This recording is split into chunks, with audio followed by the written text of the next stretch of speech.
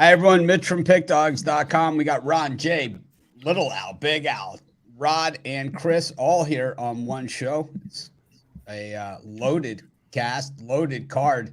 And Ron Romanelli, NFL divisional playoff round. We've got college basketball, NBA, and I think there's hockey. I didn't look. Yeah, loaded card. I'm excited. I wouldn't be calling him Little Al for too much longer. There's big things in the works for Al Ninos over there. I see his name up in lights, but I'm excited for today's action.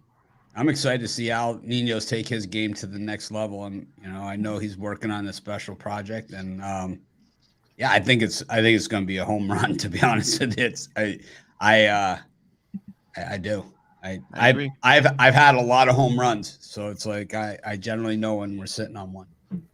I'm excited about it, and got the best. No one asked you. No one asked. We were just making. Nobody needs to hear from you. It's not a question. Thanks for it's that not a discussion. We're just stop talking Al Ninos like that. Jay, how's it going? Mavericks. They shut up the YouTube commenters last night. I mean, I normally will go in like when people are just jerks in the YouTube comments like they were about the Heat Mavericks game last night. Normally I'll just go in and just delete them, because it's like, this is ridiculous. But it's like, I had a funny feeling because there was so many of them. I'm like, I'm going to leave them and see if they delete them, after the game. So I don't know how many were deleted, how many were not deleted, but there had to be 50 to 60. Jay, you suck for taking the Mavericks. Yeah, I know. Yeah, it happens sometimes. I think Crackhead was thrown out there too. Yeah, Crackhead might have been used. They call me all types of names sometimes. You busted on my parlay. Don't tell me about busting up a parlay. Yeah, man. But happens. We got a nice NBA card today as well. So see if they'll tag me in the comments today. And NFL today. Can't wait. Divisional round. The real game tomorrow, but we got two good ones today, so I'm ready to smash it per usual. All right, Al Ninos, when is your new feature going to be released? Is it going to start on Monday, or when do you think? I'm always ready, Mitch. So yeah, well, it's called you have to say a day. This is where we actually did ask you a question. Well, I think we're ready to go for Sunday if you are. I mean. We got NFL coming on Sunday, so that's aggressive. It's aggressive. All right, I'm in. I think you guys need a practice run, but we'll see how long it takes. I think you guys can do it. I got faith in you. I'm stupid. Big Al, how's it going? NFL round. We did our NFL show. You got your Michigan hat on, so there's no Harbaugh to get beaten up today as a giant favorite. What do you got? Well, I guess I don't know. We fired our coordinator because this weird thing he did with computer crimes. I don't even understand what the hell. What the hell's going on? Like Michigan and Michigan State always have these weird crimes over there, right? I mean, yeah, maybe that's just the Michigan statutes. I don't know. I don't know what's going on over there. Yeah, but oh, well, it seems like Harbaugh's going to be back, so I guess that's a good thing. Yeah, it's a big day today. I mean, obviously the better games are tomorrow, but these games should be pretty good today. I've got my 5-star NFL Game of the Year today. I've cashed my last 8 5-star plays across all sports going back to last April, so hopefully this will be my 9th in a row. And I've got, I think, 10 basketball plays, and I may have some hockey later. All right. Well, we've got a good card, and we'll see what happens. But Rod, what's up? Got your internet fixed? Internet's fixed. Back at home, I have power again. Oh, Been a rough 3 days, but we told you how to fix the internet. I mean, we gave you explicit. The internet was fixed, and then all of a sudden we just. Chris was there. Chris was there. I think we did it on the show. Mm-hmm. We told you. When the guy comes there to fix the internet, you blow him. That's pretty much how it works. I mean, how hard is it? You can't blow Mother Nature though, so that's the problem. Mother Nature comes in there and she's just like, here, have a nice storm. It's just one of those things. Can't mess with Mother Nature. Good to be back. Excited about today's action. Big weekend of car games. So lots of hockey. I don't know how much you love hockey, man. Won't be missing the hockey schedule yet.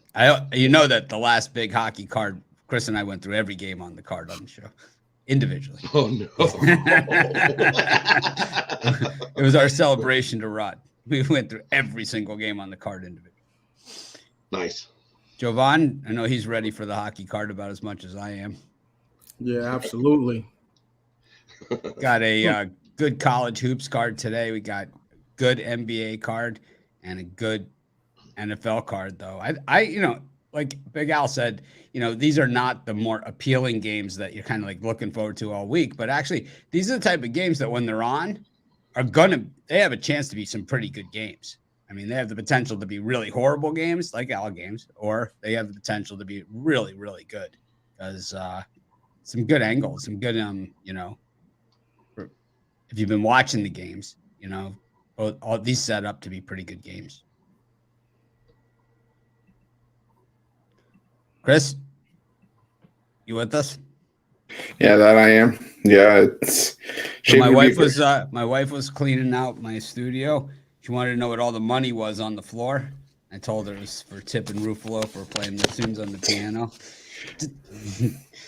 I said I take requests, so you just got to give me something. Everyone knows my favorite song, on the piano. Dun dun dun dun dun dun dun dun dun. I thought it was going to be that old NHL '94. The dun dun dun dun dun dun dun dun dun dun. That's organ. Oh, you can do it on the piano though. Potato, it's the same thing. You can. I mean, Right. you can still do it. We'll take your word for it. Let's get into these games. Let's kick it right off. We go to the NFL. We got the Chiefs and the Jags. We've got the Chiefs who have not covered a big spread like this in a long time, and we got a Jags team that, oh man, this team is the second half team of the last second half of the season, right? Not just second half of the games, but second half of the season. They have been things, but is it time for them to pay the Patrick price? And then we've got the Giants against the Eagles. These teams really like each other a lot, probably hanging out and, maybe playing some Parcheesi before the game and just maybe little acoustic guitar sing-along type environment, coffee house. Ron, what do you think of why don't you pick one of these games and let us know what's going to happen? Well, I'm going to take the Giants and take those points. Ever since the Eagles played the Cowboys on Sunday Night Football a while back, I saw that defense. Cooper Rush was moving the ball in the second half. The Cowboys almost made a big comeback, and I was worried about this Eagles defense ever since. They've struggled to cover these big numbers against some of the weaker teams in the NFC, and I think this is way too many points to give in a playoff game for a Giants team that already got a playoff win under their belt, and they're a team that's always an underdog in the postseason and always kind of outperforms those expectations. So Daniel Jones had his best game I've ever seen him have last week. I'm going to take him in the points in this spot. You think it was Jones's ability and play, or do you think it was the game plan of having those design quarterback draws? I think it was the Minnesota Vikings guys on the defensive end. I mean, this Vikings defense was just miserable in the second half. But Daniel Jones, we're starting to see him. I mean, you got to look at the coaching from Brian Daboll and the play calling, setting him up for success. He's taking little and turning it into a lot. I mean, even the receiving group for the Giants on paper has got to be bottom 5 in the NFL, and Jones throws for over 300 yards in the playoff game on the road. I mean, unbelievable. You have not seen him throw into trouble all season long. I mean, it's not saying he's been perfect, but you don't see him just make those passes until, triple coverage that, you can't explain. Jay, what do you think of these two? Which one you like? Yeah, I'm going to go to the same game. Earlier in the week, I liked Philly, but since then I have flipped. I'm taking the Giants plus the points in this one. Flip phone? Is it the Jerry Jones flip phone call? Is that what happened? I got the call, man, and they said Giants. That's I gotta take them here in this one. I just went back and did a little deeper digging. Philadelphia really hasn't played good football since early December, where they barely escaped the Chicago Bears. They lost to the Cowboys, lost to the New Orleans, barely beat the Giants in the last week of the season, where Giants weren't really playing anybody.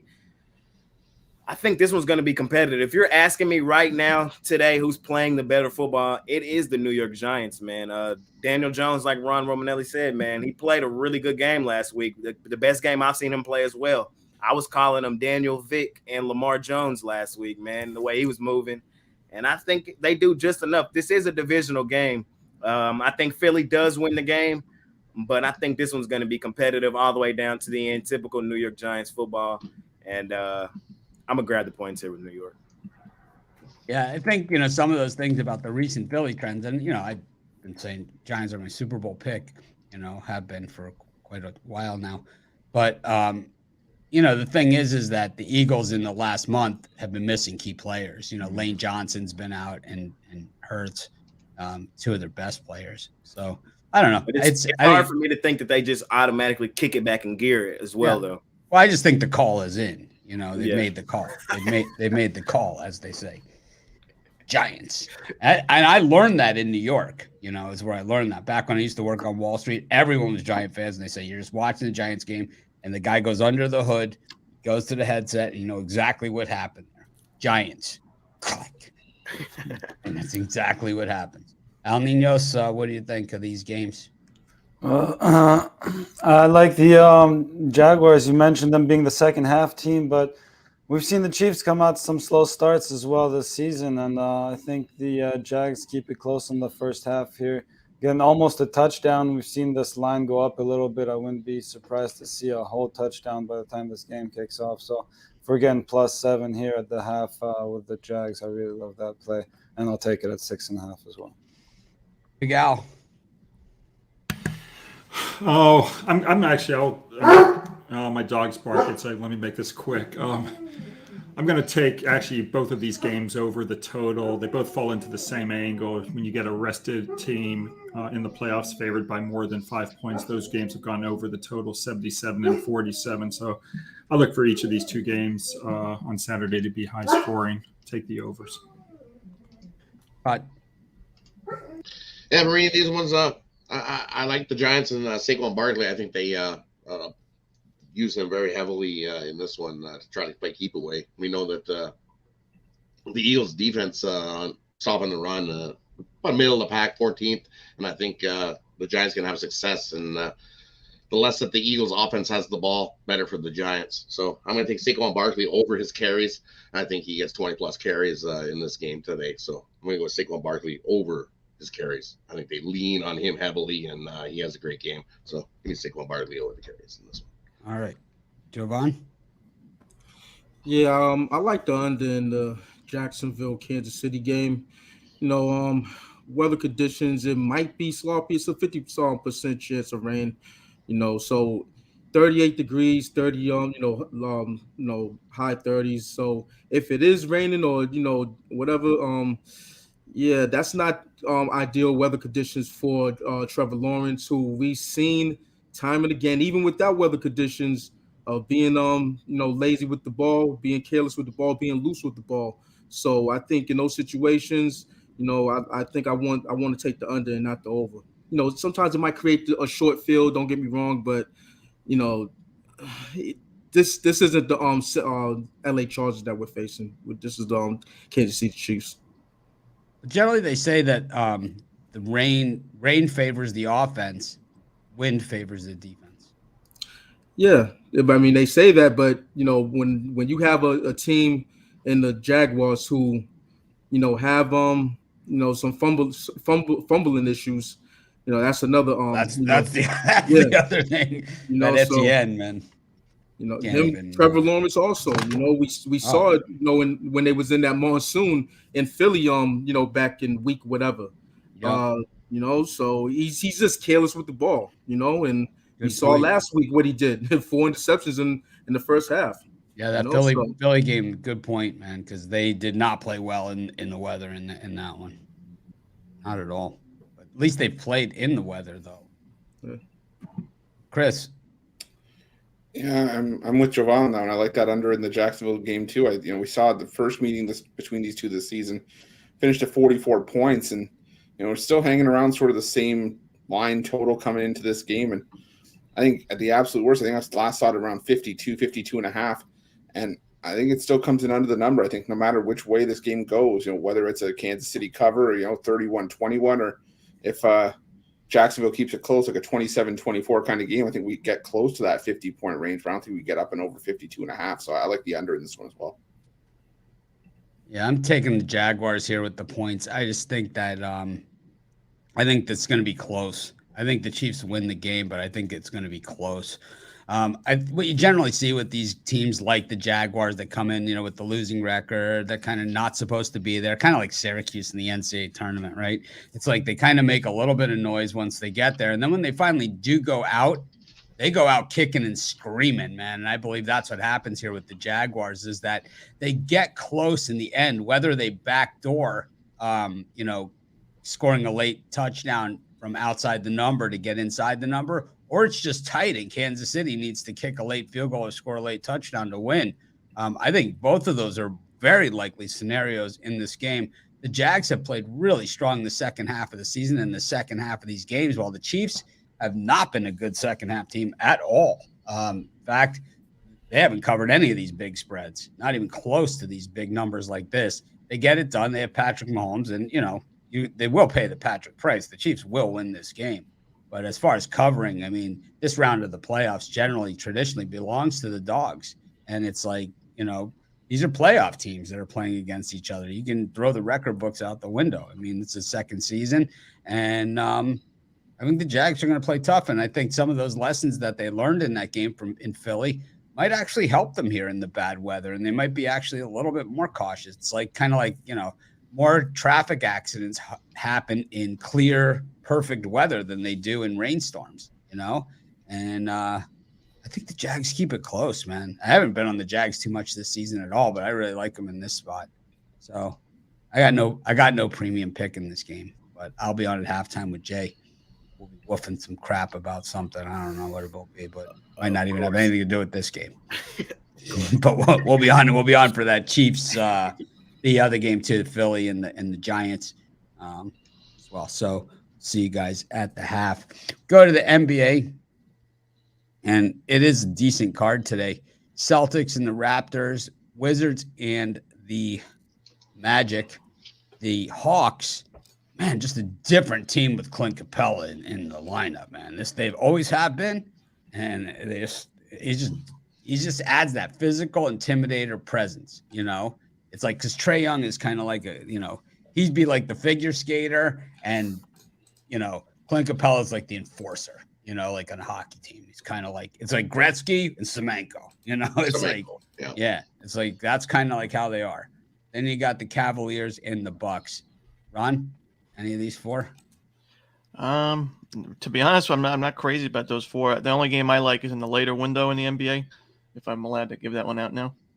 Well, we're gonna go there, but you could say, the Hawks are good, and Hunter's playing well too, and now that he's healthy. Anyways, Jay, I got Hunter's rookie card. Not good. Well, he's one of those guys. He's kind of like he's one of those guys. He plays in like 8% of the games that he's available to play, but when he plays, he's a difference maker on both ends of the court. I would say more defensively too. Oh no, he's great defender. He went to Virginia. Yeah.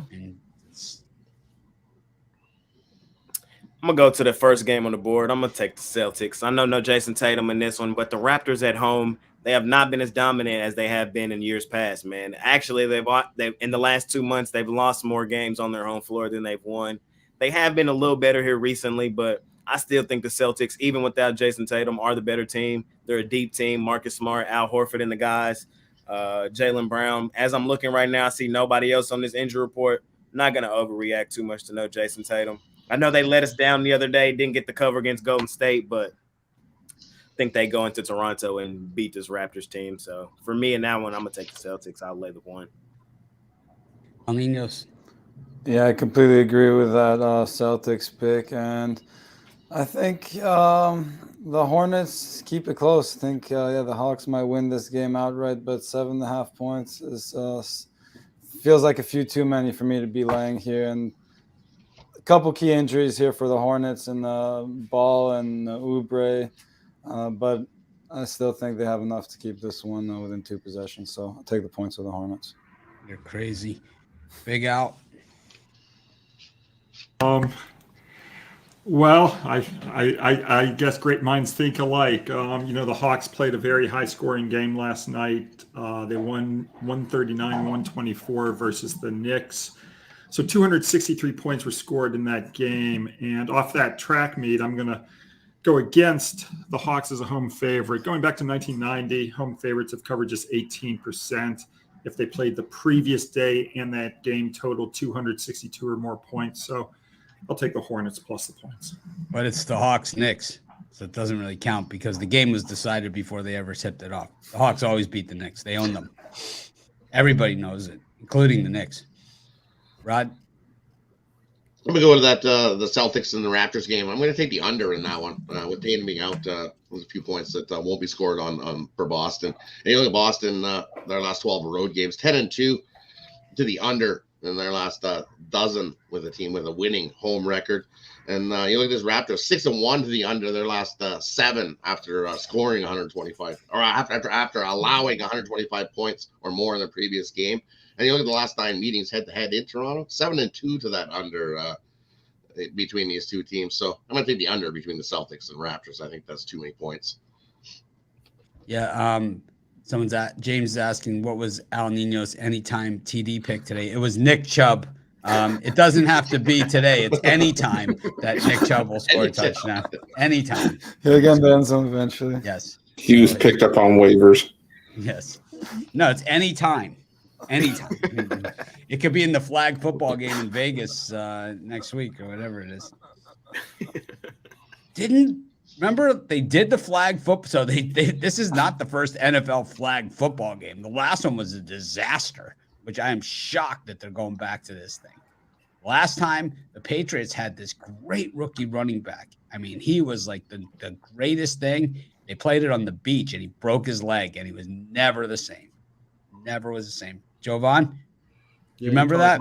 Talking about Robert Edwards. Yeah, remember how good he was from Georgia, right? Yeah. He was good, man. And it's like he almost had to get his leg amputated. Yeah, they played it on the beach, right? Yep. The flag football game. It's like, yep. What are you doing?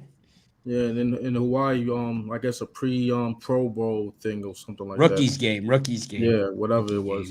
Yep. Yeah, but I like the under in the Celtics and Raptors game too. Just everything that Rod said, plus last 5 meetings between these two have 4 out of the last 5 meetings have resulted in unders, and I'm gonna stick. I think this one stays under the total. Regardless of whether I know Jason Tatum's not playing, but even if he was in the game, it's just that when these two teams get together, it's usually a dogfight, and it's been trending under. Yes.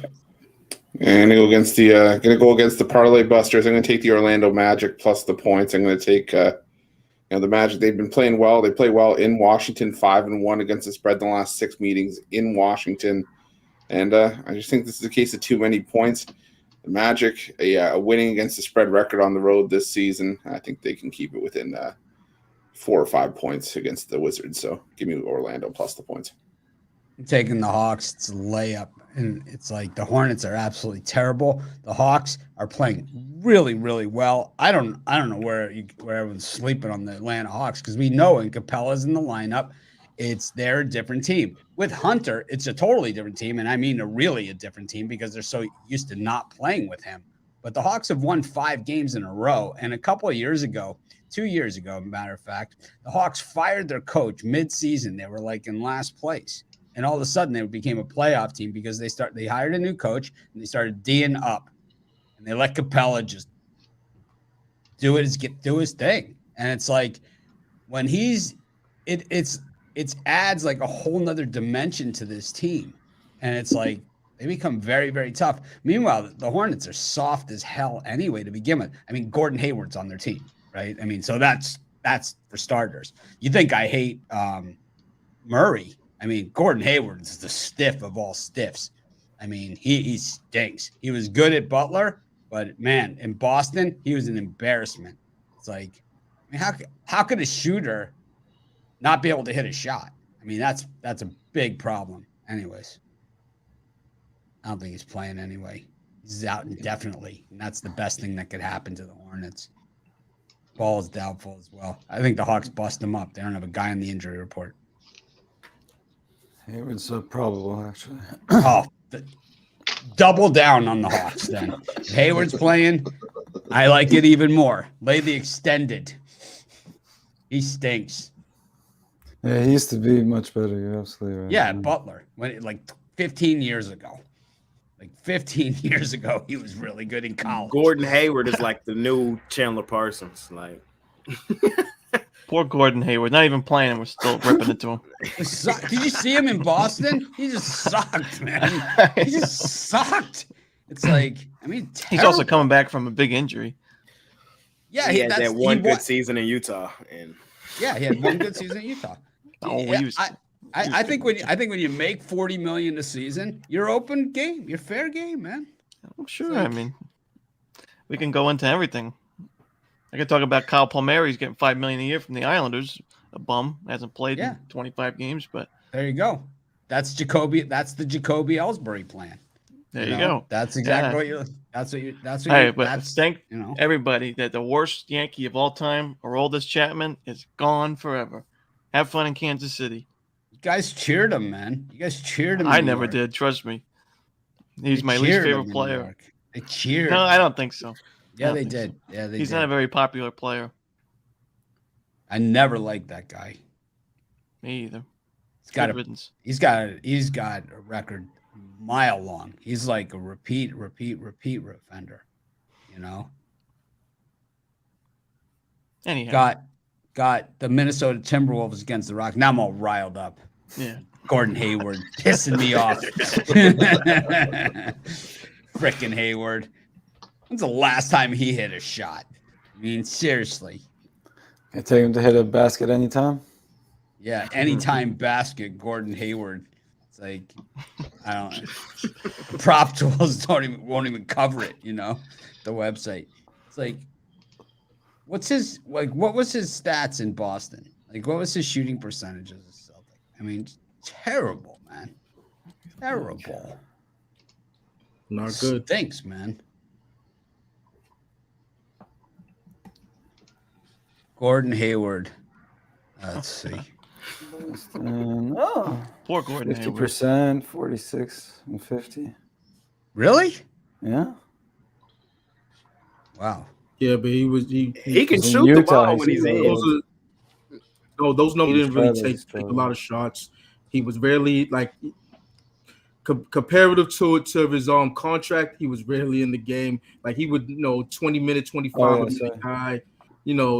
Getting some nights getting mop up duty, some nights not playing. Definitely not playing on second nights with back to backs. So when you're not on the court like that, like you get paid like a star, but you're not playing. He's Chandler Parsons 2.0. So you could take 5 shots, make 3 of them. That's 60%. One of those seasons was literally 2 shots. So it was that, but that was the one he broke his leg. Yeah, I mean, 2 minutes into the so game. it's not like he's putting up 15 to 20 shots. You know what I'm saying? It's not one of those deals. So the 50% is kind of skewed. Yeah, 283 out of 617 for 778 points. That's him right there. And I'll tell you what, the points are probably the meaningless ones. I mean, he's not a good teammate. With him, every let's say 15th game that he played, he had a breakout game. He might give you a good 30. I always find a crappy player that we can all rally around. It's like, he sucks. It's like, you can always find that guy. There's so many of them, It just seems that the NBA, like, for a league where really there's very limited spots on the bench and everybody makes big money. There's an amazing amount of guys that just do not play. That much. That make tremendous amounts of money. The John Wall plan, I think Hayward used to play Kobe pretty tough or something like that. I can't remember. Used to. Can't remember. No. Yeah, so or maybe. What was Kobe's last season? What was his last season? I should know this, right? I think 17, 18 maybe. Really? Was it? I don't know. I thought it was was like 2016. 16, 17 maybe. 16, yeah. 15, 16. Oh shit. Oh well. Got 3 more games here. We could sit here and bash Gordon Hayward for hours. Minnesota, Houston, Phoenix against the Pacers, and Sacktown versus the Sixers. I'm gonna How take about this? How about the Sacramento Kings, man? Third Gotta in the give West. credit. Yeah. Gotta Third give in the credit West. where credit is due. Third in the West. Second best cover team in the NBA. Got to give credit where credit is due. I always said if they played a shred of defense, that's all it would take, and that's what they play is about a shred of defense. Yep. Yeah, give me the Pacers here for a bounce back. They're on a 6-game losing streak, but when you just look at the numbers for these two teams over the last 5 games, they're playing very similar. Both teams that are playing well fundamentally, but have played really tough schedules, and their opponents have just gone off shooting wise. And Pacers last game 25% from 3. You can't really expect that from this type of team. This is a pretty good perimeter shooting team. Buddy Hield in the lineup as well. So, I do think that this is going to be a very close game. And you're getting 5.5. I wish I was getting the 7 that it opened at, but I'll take those 5.5 points. I wouldn't be surprised to see an outright win. Jay, Can I go back to that Cleveland game? I don't think nobody Sure. talked about that one. go ahead. I'm gonna take the Cavs in that one. Giannis listed as day-to-day questionable. Same thing with Donovan Mitchell. And I know the Cavs dropped an absolute egg last night. I don't know how the hell they lost last night to the Golden State Warriors. It was a perfect spot. Warriors road cover team in the NBA. Cleveland was one of the best home cover teams in the NBA. They tried to fight back there in the end. It was too late. But I think tonight they do bounce back against Milwaukee. Milwaukee isn't the same juggernaut on the road as they are at home. And I know Cleveland hasn't really looked that good here recently. They've only won 2 of their last 5, but I think tonight they do bounce back and beat up on Milwaukee. They beat them in their last one, 114-106 in Cleveland. Cleveland still plays their best basketball on their home floor, like the second best home cover team in the NBA. I'm gonna go back to them on this back-to-back spot. I'm gonna take Cleveland here in this one. Oh, I had the question for Romanelli too. So Rashada was given $13 million is what he was offered to play for the Gators for 4 years, 4 years, $13 million, basically a pro contract. Would they give you to play there? Not quite as much, no, unfortunately, but 12.8. 12.8 over 6. So. I mean, $13 million for a 4-year licensing deal. No wonder these schools like Alabama refuse to say what they're paying. Oh, of course. They refused to say. Like Nick Saban was like, "Oh yeah," when he accused Jimbo Fisher, and then it came time for them to say to report what they had given. They didn't say freaking word. I know. Look at that recruiting class they had this year, and you wonder what that budget was, man. Oh yeah, it had to be $100 million plus for that recruiting budget. Probably had to be. El Niños. Yeah, I'm gonna have to agree with that Pacers pick here. Suns just not the same team without Devin Booker, Chris Paul, whether he plays or not. I think they'd be lucky to win, and don't see them covering 2 possessions here. So I'll take the points with the Pacers, still without Halliburton, but I think they still have enough to keep it competitive. Taking the points. Big Al. I'm going to take a home underdog. Sacramento Kings go against the 76ers. Philly's on that 4-game win streak. But when their win percentage is .625 or better and they're favored by 10 or less points off back-to-back wins, they've gone 10-26 ATS. So look for them to have their winning streak snap tonight. I'll take the Kings plus the 2. What do you think of $13 million for a high school quarterback to play at University of Florida? Yeah, I'm in the wrong business. $13 million. 2 years ago, Nick Saban said Bryce Young had already earned $1 million before he was ever named the starter at Alabama. Now they're talking $13 million, and the kid's not even on campus enrolled yet. This is where it has gone, and it happened quickly. If you believe in capitalism, it's what the market will bear. So, Oral Hershiser, the year that he was the World Series MVP, signed a contract for $1 million. That wasn't that long ago. Rod? For me, these ones, I like the Timberwolves here, starting to play pretty good ball. 7-3 ATS in the last 10, and look at the Rockets on the road. Yikes! 0-7 ATS in the last 7 on the road. Timberwolves play better ball at home. I'm going to go with the Timberwolves in this one. I think they easily win by 10 plus. I know it's not. The house of disappointment. It is, but look at they're playing the better ball right now. I can't take the Rockets here, so I'm going to take Rod's parlay right there. Now you're gonna have to clean that up after.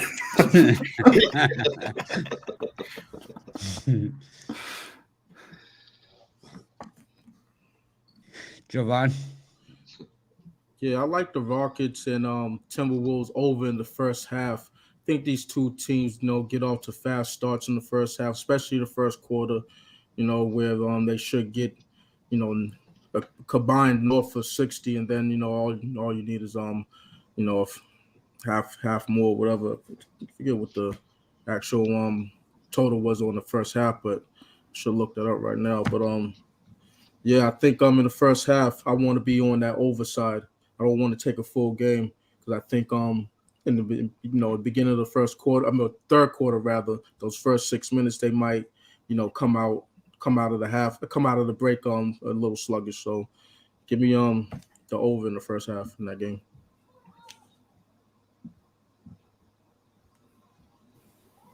Chris? Yeah, I guess Mother Nature didn't like that play from Rod. I'm gonna go with the Philadelphia 76ers here. I have a hard time backing the Kings. I know they're playing extremely well, but it's the lack of defense that really, really bugs me with Sacramento Kings. And you don't want that lack of defense to pop up against the Philadelphia 76ers. I'm seeing James Harden questionable for this game with a foot issue, but I think I just think this is a big game for Joel Embiid. You got less than 100% Domantas Sabonis if he plays, so I'm going to go with the Sixers in this one. Maybe just take the Sixers on the money line, get rid of that 1.5. I like Sixers money line as well. They played really well in this West Coast swing, and they've been playing really good overall. I just like the way they've been playing. It's tough to go against them. I do like what the Kings have been doing too, and I think as far as covering, and I'd say most improved camper award goes to the Kings. They're still streaky, still streaky, but it just seems that the winning streaks are longer now than the losing streaks, which is that's the difference maker for them. So I'm going to go with the Sixers on the money line. Rod's back. Let's see. There he is.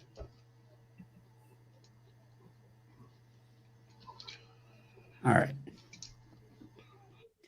Go to NHL. It's a small card. So, Ron, anything on this NHL card?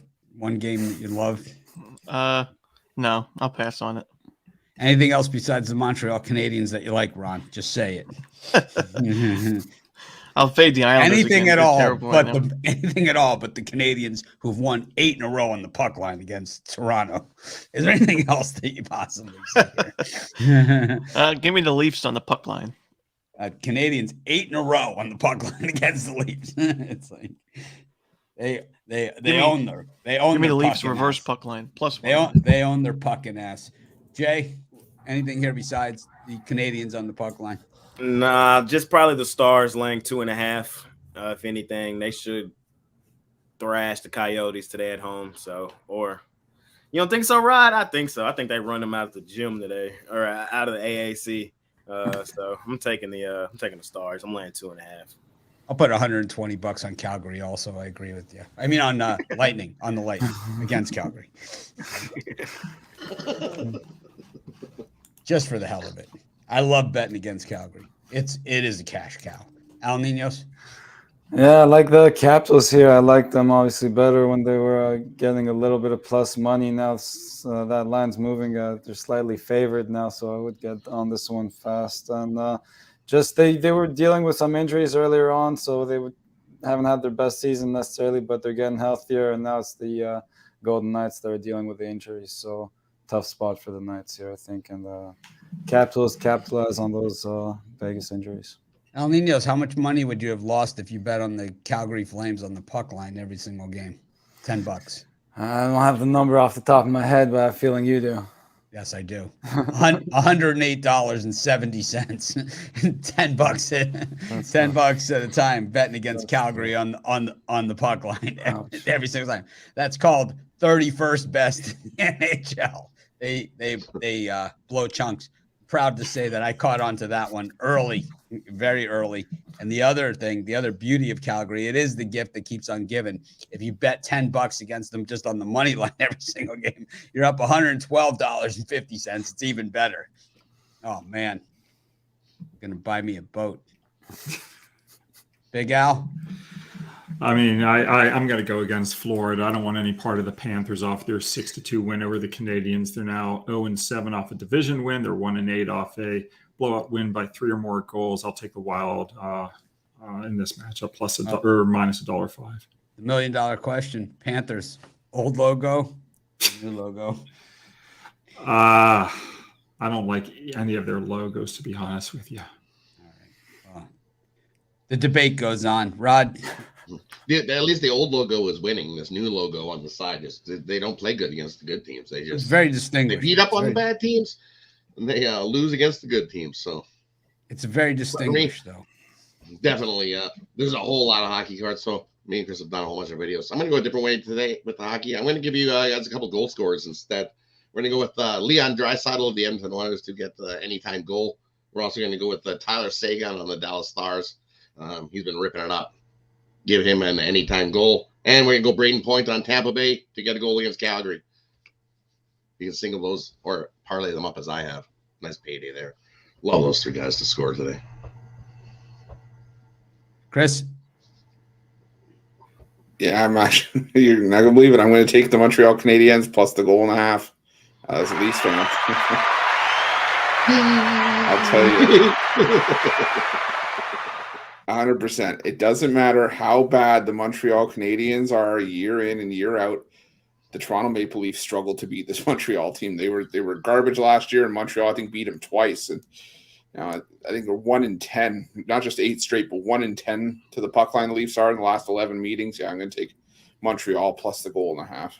Yeah, there are a few certain things in life. The Hawks beating the Knicks, Oregon beating Arizona at Oregon, and Montreal covering the puck line against the Toronto Maple Leafs. I'm going to take Montreal on the puck line as well. If you have had the faith in the Toronto Maple Leafs, if they're a team you're backing, you bet $10 on them in the puck line every single game. You are only down $55 and change. So still got hope. That's the worst part about it.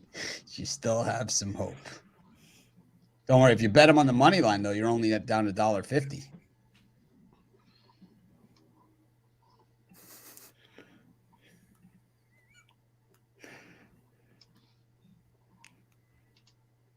Yeah, I think I'm going to parlay that up for the hell of it. I'm going to parlay Montreal on the puck line with Tampa Bay Lightning. Not that we haven't done the anti-Toronto, anti-Calgary parlay like 6 times already this week, but we'll continue down that road. Pays the bills. Go to college hoops. We got a great schedule today. Break it up into just large chunks, and everyone will pick one game out of the chunk.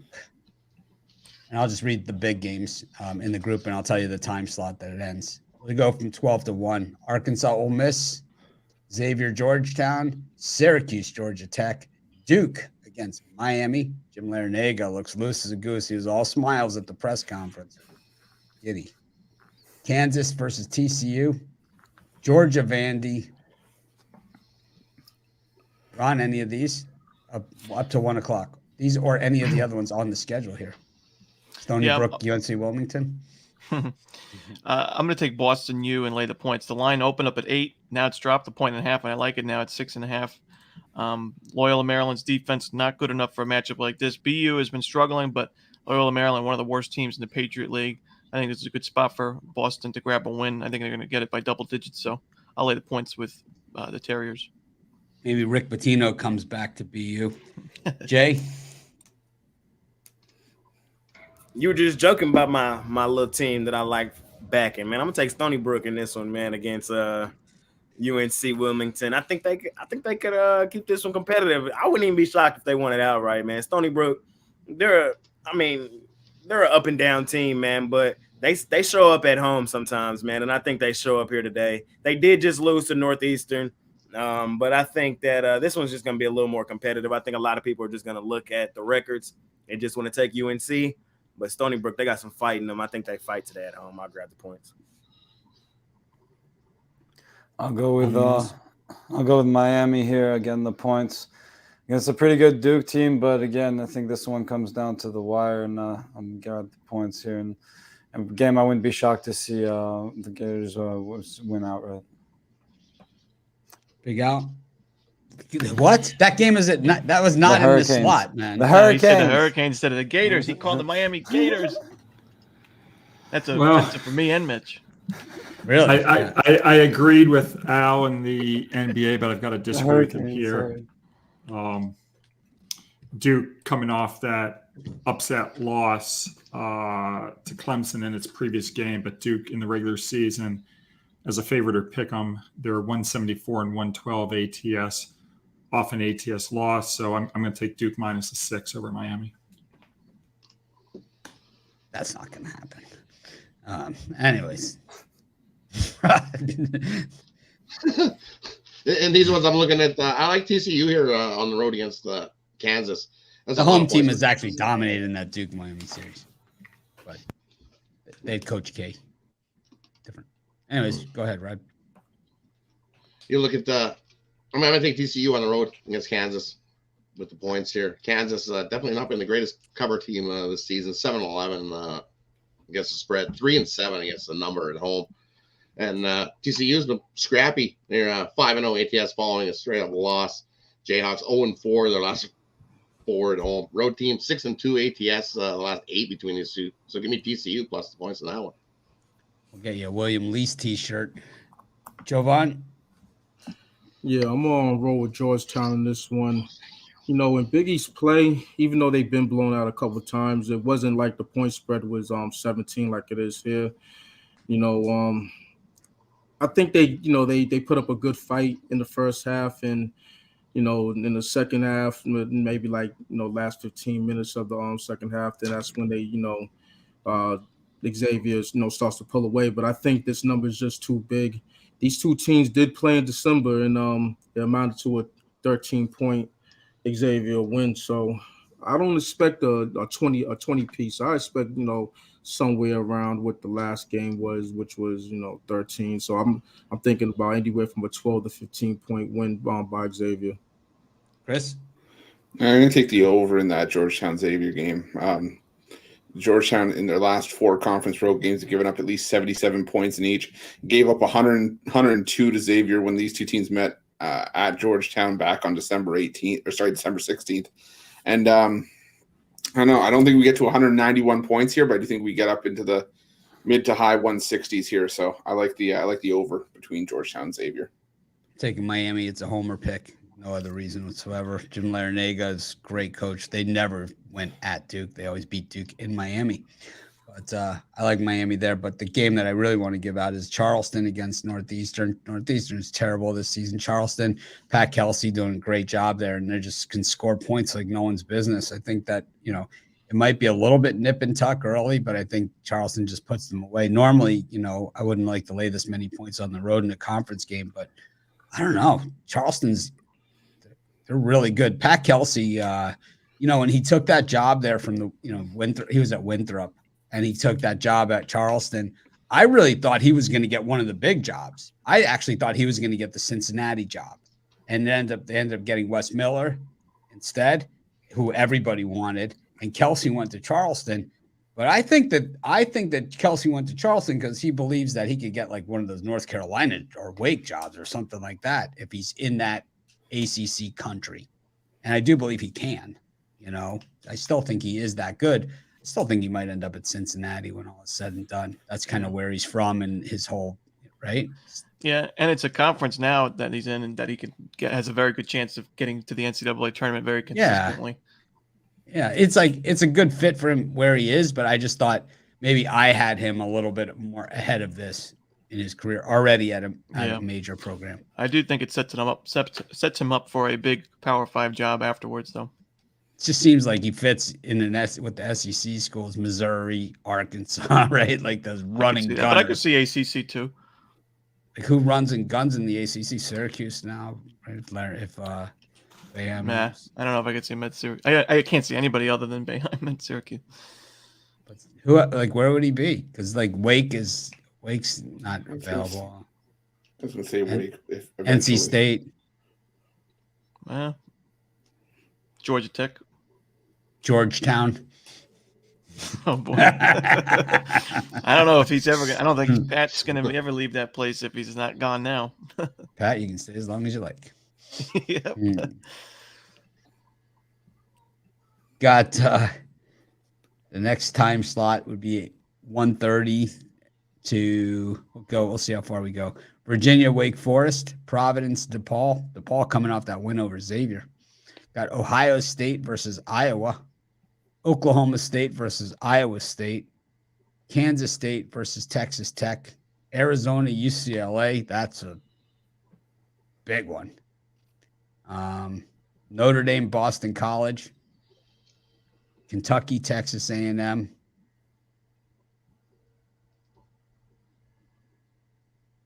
Penn State, Nebraska. 2:15 start on that one. Oh, Monmouth, Hampton. We'll go just those. We'll stop at 3:00. Unless you guys want to go through. Oh, we could do 3:00. Pitt, Florida State, and Florida State at 3. So everything up to 3:00. I'm going to go with Iowa plus the points, sprinkle a little bit on the money line. I think everybody's just waiting for the bounce back game for Ohio State, but I mean, Iowa's playing fantastic basketball right now on both sides. And Ohio State, it's a tough conference. The Big Ten, you're never going to have an easy game. But you've lost to two of the weaker teams in the conference in Minnesota and Nebraska. And I just think that Iowa's playing the much better ball right now, and they played a bunch of different styles. Teams like Indiana that can run you out of the building. Teams like Rutgers that like to slow things down and play great defense. But I think Iowa's going to take this one, and we're getting 3 points right down, 3.5 points. So I'll take those points. How about Pat Kelsey to Ohio State? Holtman's a bum. I mean, right? I mean, he stinks. Yeah. First round exit from the NCAA tournament. Got that on his resume. Got this going on there now. I think that's possible because Kelsey's from that area. It's like I think he'd rather Cincinnati job. Jay, you did. Yeah, I haven't been on this team not once this year, but I think this is a time I am going to hop on them. I'm going to take Texas A&M plus the 5 against Kentucky. Kentucky has looked good in their last 2 games, man, but I definitely think Texas A&M can keep this one competitive, if not win it outright. We've seen Kentucky lose that game at home to South Carolina. A&M rung up South Carolina.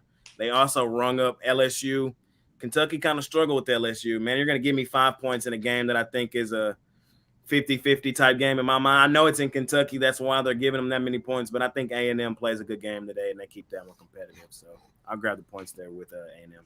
I like A&M, but the issue for me is I've been to Rupp Arena for a Saturday afternoon SEC game in January.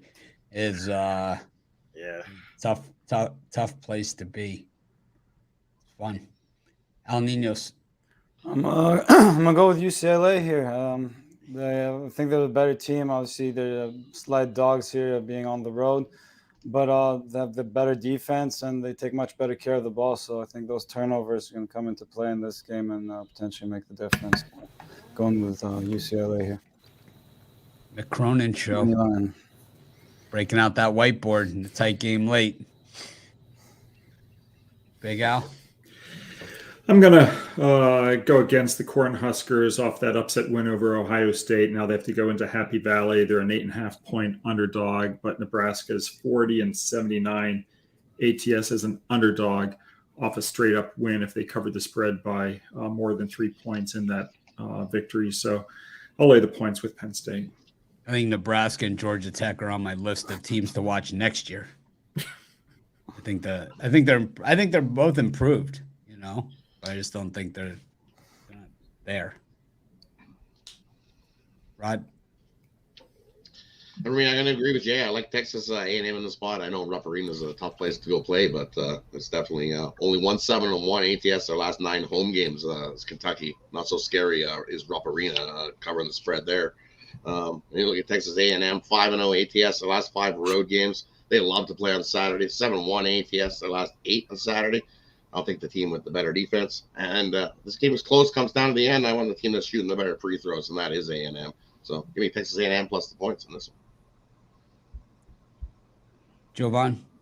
Yeah, I'm gonna look at this Hampton Monmouth game. You got a 0-9 road team in Hampton facing a 0-7 home team in Monmouth, so something's got to give. And I think that Hampton wins outright. They should be the better team in this one. They do score about 10 more points per game than Monmouth. Monmouth, I don't know, they're just, I would say, the worst team in college basketball. But yeah, 1-18. I mean, can my Pirates do it? I hope so. I think so. Jovan, what did Jay play today? Chris? Yeah, I'm gonna take Iowa State in this one. I like the Cyclones here, battle tested. You look at what they've done on the road. I mean, they only lost by 2 to Kansas at Allen. They beat TCU on the road. They beat Oklahoma. They beat Baylor at home. They beat Texas at home. And this is just a really good Iowa State team. And Oklahoma State, they got the win over Oklahoma. Prior to that, their offense had been sputtering. And I think that Iowa State, a bit of a tougher defense than Oklahoma. So I look for Iowa to go into Gallagher-Iba and get the win. They're not going to get scared of this quote unquote hostile environment at Oklahoma State. So give me Iowa State in that one. I like Boston College over Notre Dame. I would even put some money on the money line on that one. Boston College, for them, this is a giant game. They always treat the Notre Dame game like it's their Super Bowl, and I expect nothing less of them here. This Notre Dame team stinks. Mike Bray has already said he's stepping down at the end of the season because they stink, was his reasoning. And 2-8 straight up in their last 10 games, 3-10 against the number in South Bend. Yeah, it's a good time to leave. Got your ass kicked at home by Boston College to the resume on your way out the door. Taking the Eagles. Got the next set of games starts at 3:30 Eastern time. We've got Auburn against South Carolina. Oof, the post Frank Martin era, not so pretty. Tennessee, LSU. Got Wyoming, Colorado State. Hawaii against UC Riverside. Got Jackson State, Bethune-Cookman for Romanelli. Got Baylor, Oklahoma. Delaware State versus North Carolina Central for Ruffalo. And then Seton Hall, Marquette. Up to 4:30 Eastern time. I'm going to go with the over in Norfolk State and Coppin State. I don't think defense is going to be played much in this game. Coppin State's going to have some big issues with Joe Bryant for Norfolk. And, Coppin State is a team that actually can put some points on the board. I think Norfolk State's got to be one of the worst defenses in the MEAC this season. It's going to be a fast-paced game, lots of points, lots of fouls, free throws, you name it. We're going to see it. Give me the over. What do you think of the inverted line in South Carolina State, Maryland East Shore? Yeah, it's gone through 0 now. Yep. Yeah, so I don't know. You got to watch odd, out for right? those. This looks odd. Looks odd. It sure does. I like East Shore. It's like, but I don't like that though. And I'm not a line watcher, but that I don't like. No. Yeah, I mean, East Shore on the road is not something I'm usually looking to do too much though. I don't know. Yeah, I'm 3-16 against a 9-8 team, and the home team is favored. They are 2-1 at home. Yeah, and 2-8 on the road is East Shore, so 6-4 against the number. That's true. Sharps ate it up. 2-point Sharps difference. they're all over it. Sharps are all over South Carolina State. Oh, I just got a message from Brian Bittler. South Carolina State money line. East Shore is so square. All the squares are on East Shore. Easy winner. Easiest game of my career. Jay Briggs.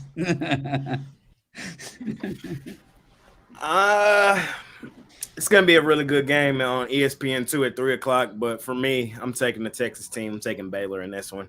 I know we're in Oklahoma again in this one. We're on the road with another Texas team, but I think Baylor's just the better team. Just flat out. We're only laying a bucket. Oklahoma, they've been struggling here recently, man. They just got beat up on the road against Oklahoma State. I know they're at home where they've played better this season, but like I said, I think Baylor is just the better team. I think they pulled this one out in Oklahoma today. So in Lloyd Noble Center, I'll be taking the Baylor Bears in that one.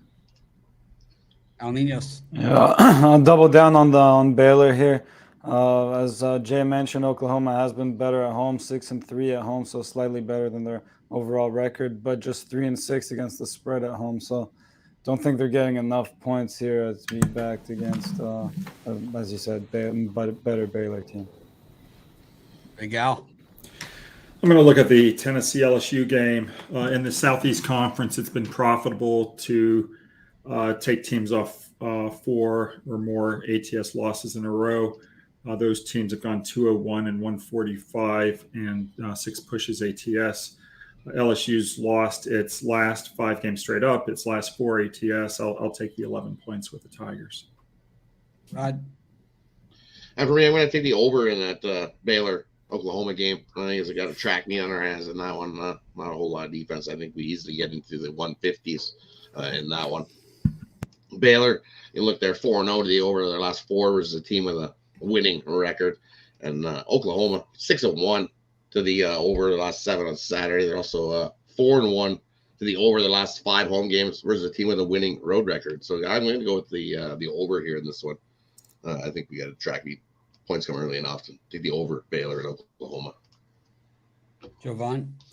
Yeah, I was going to talk about that Baylor Oklahoma game, but gosh, there's too many people have talked about it, and I'm in the direct line of fire. So let's talk about this Marquette Seton Hall game, where I like the under in this one.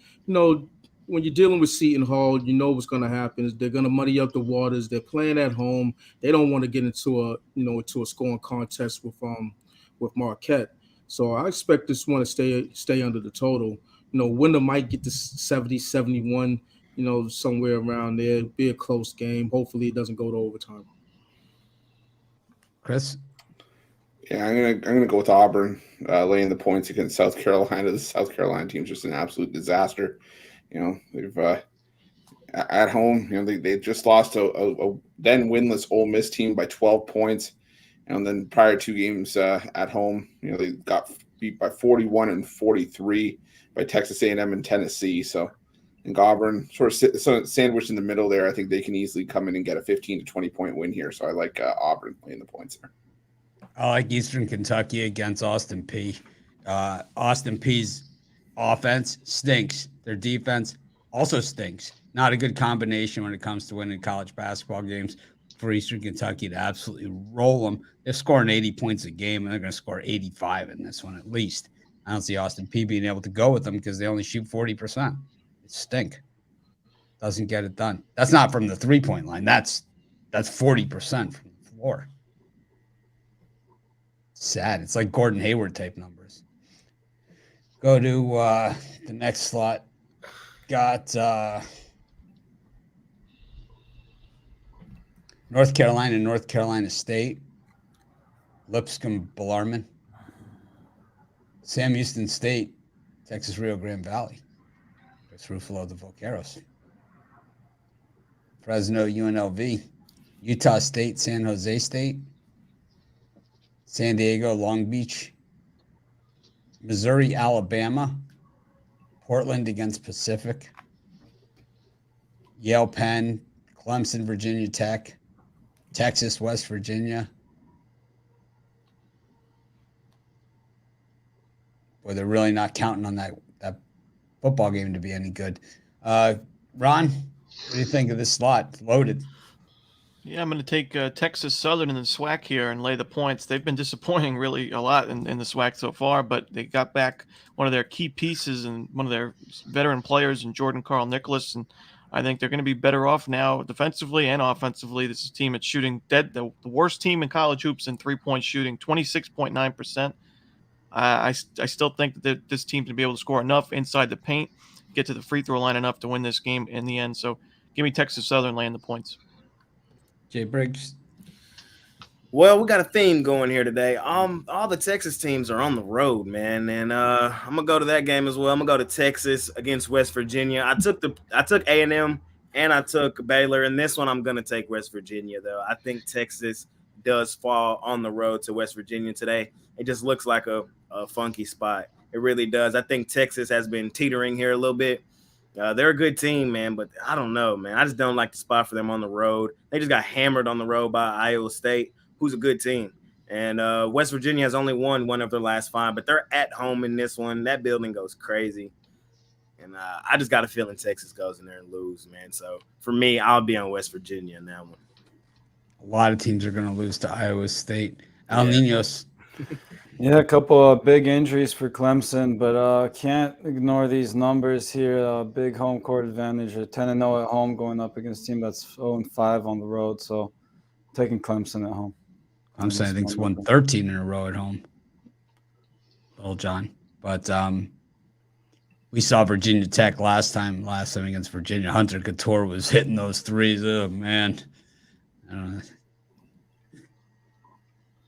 Big Al. It was the first game back too, so he might get I hot. know. Right? It's like, I'm going to look at the Bowling Green Miami, Ohio game. Bowling Green, just a horrible home team. This year, they've failed to cover the spread by 2.14 points per game at home. Last year, they failed to cover the spread by 4.82 points per game at home. The year before that, they failed to cover the spread at home by negative 10.4 points per game. They're installed as a 3.5-point favorite today against Miami. And Bowling Green is now 16-39 ATS as a favorite, including 5-24 ATS off as a favorite off an ATS loss. They were blown out by 29 by Buffalo in their last game. I'm grabbing the points with Miami. Rod? I'm going to go with Bellarmine plus the points against Lipscomb. You look, this Bellarmine team is solid on the road. 8-3 against that number on the road this season. They got the better defense and the better at the free throw line as well. They're also 14-3-1 their last 18 road games versus a team with a winning home record. I think 6.5 is too many. Take Bellarmine plus the points. The underdog 4-0 ATS last 4 meetings. Maybe Bellarmine plus the points. It's Lipscomb. Rod, Jovan. Yeah, and I'm gonna roll with the Tigers of Missouri against Alabama. You know, I just think it's just one of those spots where Alabama has a down 6 o'clock, so a down night. You know, Missouri, they're civil on defense. You know, they're a broken turnstile. But I think in this one, the way they score, they're prolific. So I think they get the job done. I think they actually get the outright win, but I'll take the points.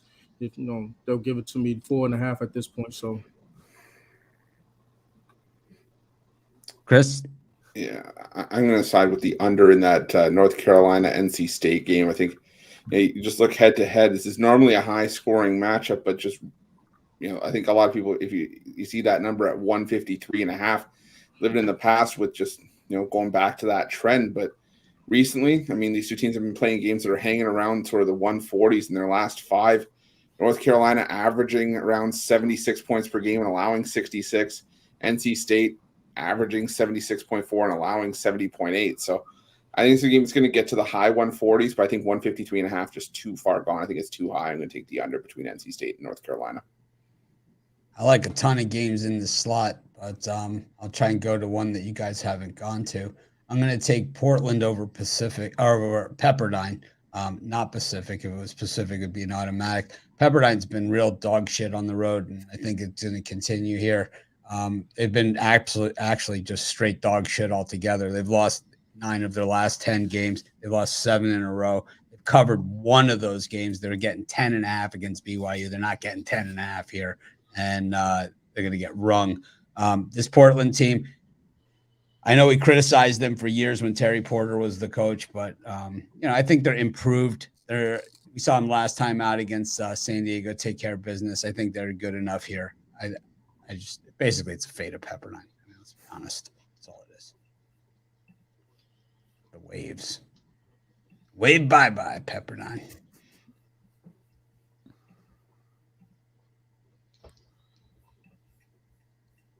Got Mississippi Valley State against Grambling. Ron and Big Al can fight over that one. Got Western Kentucky versus Charlotte. Got Youngstown State versus Milwaukee. Ruffalo's pick to win the Horizon. Grand Canyon against Utah Valley. St. Mary's against Santa Clara, and what actually should be a good one, but it's got a monster number. Those Ken Palm rankings have like St. Mary's as the national champions or something, maybe a little aggressive. What does he have him, like 6th or something, like ahead of Houston? It's like no, he has an 8th. Houston's number 1. I know, but he's got him in the top 10. And it's not he. I mean, he's the guy, but it's the database. Yeah, that just shows you that the database is a little. The database doesn't watch the games, and I think that's you see it in a lot of things. It's just plain rankings. Computer's it's not watching. I understand, but the rankings, they don't watch the games, and sometimes when you look at some of the rankings, to me, they just seem off. Some of them seem to be perceptive, it has where it kind of goes, you takes into account the strength of schedule and all this other stuff. But in other cases, it doesn't really understand. It doesn't take into account some of the other X factors. And I think that's where they get lost. The point spreads seem to come from there. So it's Miami is really disrespected in there, and Northwestern's ahead of Michigan, maybe they are, but I wouldn't. I think they are. I don't think so. And I think Miami should be disrespected. Thank you. They love Duke. It's like Dick Vitale's behind there, moving them up. Utah, Washington. Washington, my dog of the day winner against Colorado last time we saw them. Mississippi State against Florida. You think Castleton got 13 mil? Not quite. Arizona State, USC. Oregon, Stanford. Ron? I'm going to fade my Gators in this spot against Mississippi State. I think both teams are better than their current records, but I think Mississippi State, the style that they play at, I think is going to really challenge Florida in this one. Florida's really been a slow starting team. I think in their last 5 or so games, maybe even 6 games, they've been down by 5+ points in the first 10 minutes. And it's tough to come back from that when you're playing such a good defense like Mississippi State that can slow the game down. A team that forces a lot of turnovers, good offensive rebounding team. They haven't been a very good shooting team, but Florida's also been inconsistent shooting-wise. So I think we're going to see a SEC slugfest in this one, and I think Mississippi State's going to win it and cover the number. Mississippi State has had a lot of chances, to kind of show what they're made of against, in Stark Vegas too. And it's like I haven't necessarily taken care of business, in those spots. So this is a big one for them. Florida, we saw them on the road. Last time out, losing Texas A&M, not that horrible of a loss, And it's like no one likes to bash the Gators more than I do. $13 million for a high school quarterback. You could throw that to, it's probably still less money than they're paying their ex-football coach, right? It's a must-win game for both teams. I think Mississippi State's done, though. I don't think they're going anywhere. I wouldn't say that.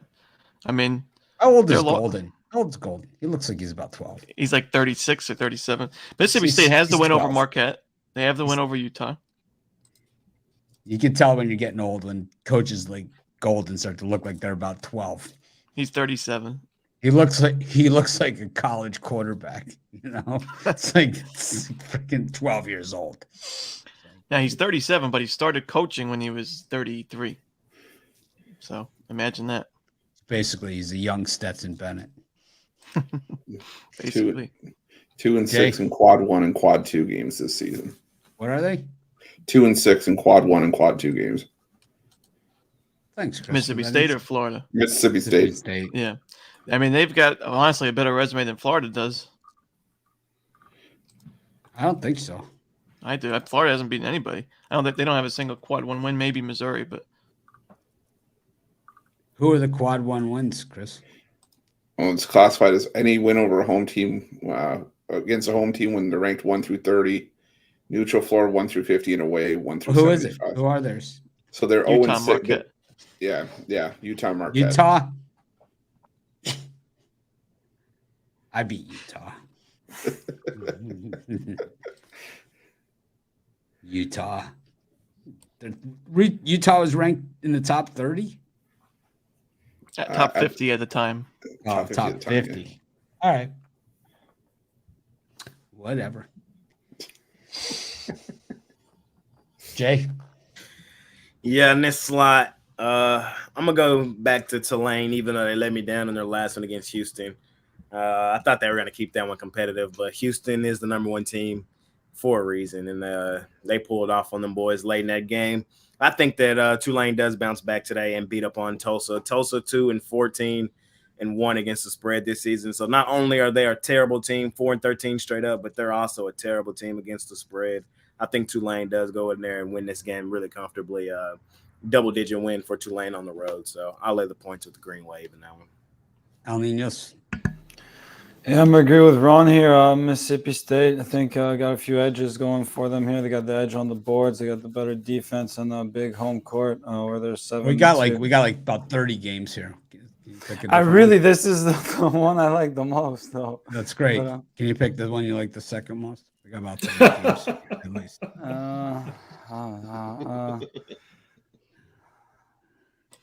We'll come back to you, Big Al. What do you got? I'm glad because I was afraid he was going to pick the game I like the most. I'm going to take St. Mary's minus the points over Santa Clara. Santa Clara on a 7-game point spread win streak, but underdogs of plus 3 or more points on the road. If they've covered 7 in a row, they're 65 and 104 ATS. So I'll lay the 12. Rod? I'm going to take FAU here against UTEP. I like this line that has dropped down now to you can get -5, -5.5 in spots. Definitely like FAU better on both ends of the court, defensively and offensively. Solid are the Owls. 13-2-1 ATS their last 16. I know this is gonna be a great game, but I think FAU pulls away. It's better on both ends of the court. Give me FAU minus points in that one. Jovan? Yeah, I'm gonna take San Diego State. I just believe this is a step up in class for Air Force.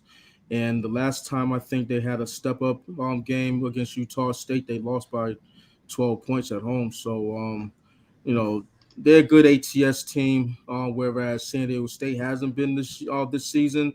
But I just think in this spot, they could get a double-digit victory. So give me the Aztecs. Chris Ruffalo. Yeah, I'm going to take the under in that Oregon-Stanford game. Just 2 teams that I don't trust to get more than 70 points in this game. I think it's a game that's going to hang sort of around the mid-60s. And I think, Stanford just, hasn't been very good this season for much of anything. And I think it's going to be, like I said, a bit of a lower scoring game. 137.5 is too high. I don't see this one breaking 130, so I'm taking the under here. El Niños, any lean out of these 30 games? It's not Mississippi State or Florida. Slight lean to Montana State. Just getting a good price on the road here. I think they're the better team. But again, rivalry game against Montana. Yeah, I like the other one better. All right. I got so many that I like here. I love fading Utah a ton, but I'm going to take BYU instead against San Francisco. I just don't think this is the same San Francisco team. I think BYU is kind of putting it together here. We saw them play Gonzaga tough, and I think in general they're just a better team right now. San Francisco is just not they're a shell of the team that they were a year ago. Certain teams, certain programs, transfer portal and all that other stuff just kills them. Kind of like look at St. Peter's, I mean, there's very few Iowa States out there that can withstand that kind of beating through the transfer portal and still maintain that kind of level of play. Like, we'll see what happens to Texas next year. I'm guessing the mass exodus is coming there. Anyways, parlay time. We'll start it with Toronto and the Lightning. Any other three that you'd like to add to that, Ron? Yeah. Let's take Mississippi State laying the points. We'll take Texas Southern laying the points, and we'll take Abilene Christian laying the points. Montreal Buckland. Tampa Bay Lightning. That both of those lines in today's NFL game are on the move a little bit, but I'm taking the for my parlay. I'm gonna throw the Jags in there. I'll throw in the Rockets just because I'm not laying 8.5 for the Timberwolves, and I'm gonna agree with Mitch. Let's go Hawks. I think they continue rolling over Charlotte. So nice little 3-teamer. I think I'm going to go for that Clint Capella part that he's got going. Because then I'll be a badass. I'm going to grow in like just stubble on my head just so I can put the part in. DeJounte Murray's got the same one. He's got the part too, man. It must be like a team. I want you to have the Jeremy Sochan soccer ball haircut. I like the Capella. It just he looks scary, man. I think Oakley started that. El Niños? I'm going to go with the Jaguars in the first half. I'll take the Hornets with the points. And Saquon Barkley anytime touchdown. Would you throw in Nick Chubb anytime touchdown? Sure. On the futures parlays, one of those open parlays. Sure. Big Al. I'll go with in football the over in the Eagles-Giants game. In hockey, the Minnesota Wild. In the NBA, the Charlotte Hornets. In college, I'll go with 2 plays: St. Mary's and Duke. 5-team parlay. 5-teamer from Big Al. Wow. Why stop at 5? Okay, fine. I'll add a. No, that's fine. Wow. Didn't see that one coming, Rod. No. I would a couple player either. Usually it's like pulling teeth to get a 2-teamer. Really? Yeah, we got a 5-teamer today. How about the Jaylen Brown? How about the Jaylen Brown points, rebounds, and assists? I'm going to go mixed team. I'm going to go with Bellarmine plus the points. I'm going to go with the Raptors and Boston under the total, and I'm going to take the Colorado Avalanche on the money line. Jovan? Yeah, I'm going to roll with Houston, Minnesota over first half. My Hampton Pirates on the money line. Marquette Seton Hall under. And throwing Missouri on the money line as well. Chris? I really thought you said Toronto and Tampa Bay earlier. So I misspoke. It's Montreal. I was going to say I had. Everyone knows it. Everyone knows who I'm taking. Everyone knew what I meant. I'm going to take Montreal plus the 1.5. I'm going to take the Orlando Magic plus the points, and I'm going to take the Philadelphia 76ers laying the points. Taking Montreal plus the 1.5. I'm taking the Tampa Bay Lightning. I like the Washington Huskies on the money line against Utah, and BYU against San Francisco. And throw in where was it? I'll just leave it at that. I was gonna do a different one. I'm good there. Thanks everyone for joining us. Make it a winning day. See you tomorrow. And I'll see you guys at halftime. Jay. Both games. Yes, sir.